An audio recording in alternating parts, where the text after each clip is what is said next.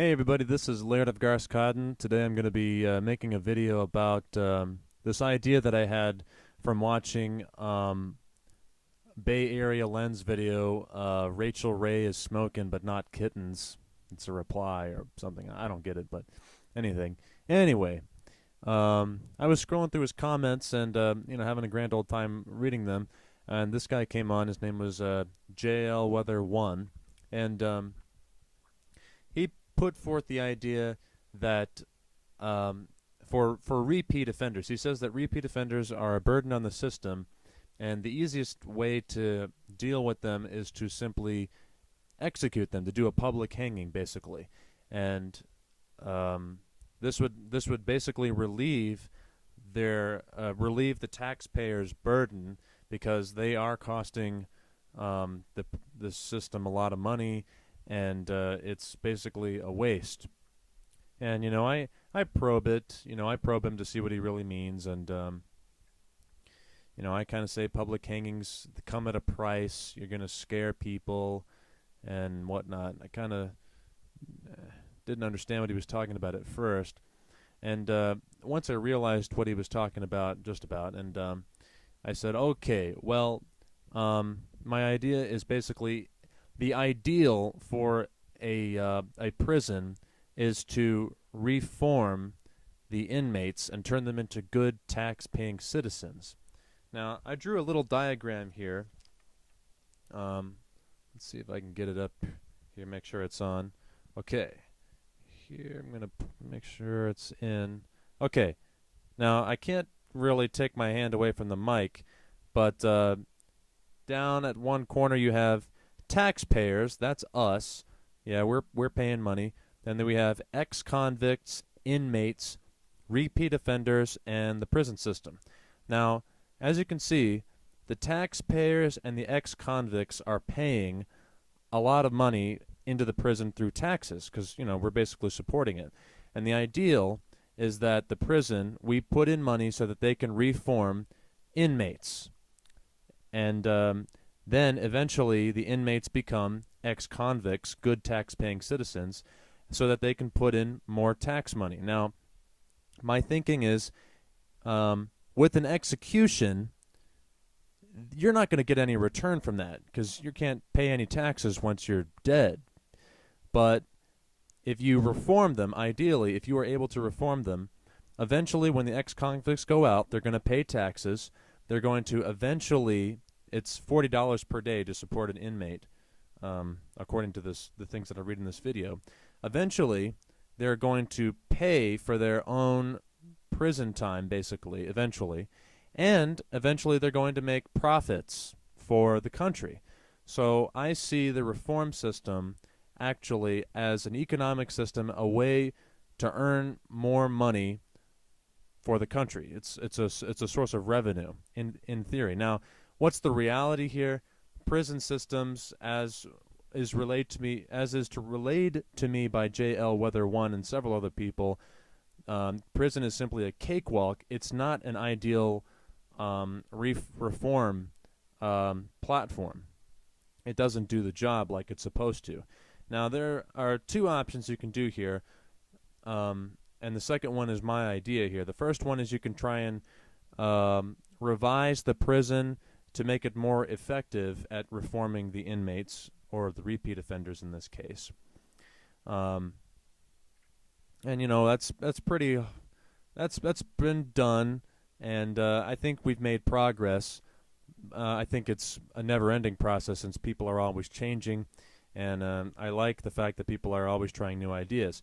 But my idea is a citizen's insurance specifically for repeat offenders. Now, the problem that JL Weather One poses is a legitimate one. People who view prison not as a reform system but as a cakewalk, they treat it kind of like paying a tip at a nice restaurant. It's something that you just pay, as a result of eating out, you pay a tip, basically. Now, some people don't pay tips, very well, but I was a server once, and you pay the tip. It's just a part of the bill. And these repeat offenders essentially view prison as a tip, as a cost of doing whatever it is that they're doing. So I propose a citizens insurance, which is basically this. For every time that they repeat an offense, they have to pay more taxes for the rest of their life. And each time that they repeat an offense, they have to pay more taxes for the rest of their life. Now, I say citizens insurance because I'm comparing it metaphorically to car insurance, where when you have now let's say we go with like Progressive and say that if your first wreck is forgiven or something like that, I think I don't own a car, so I don't know, but your first wreck is forgiven and whatnot, you'll probably never do it again. Now, if you have another car wreck, your car insurance is going to go up. You're going to pay basically more car insurance for the rest of your life. Now, is that motivation to not have a car wreck or what? Let me tell you, I've heard of people who are paying absurd amounts of car insurance because they had just a couple car wrecks early on in their lives. And so they're like, don't have a car wreck, it's terrible. Well, I think that's an awesome motivational factor that doesn't require a whole lot. You know, you just say pay more taxes. It doesn't require a whole lot of effort. It doesn't cost anything to say pay more money.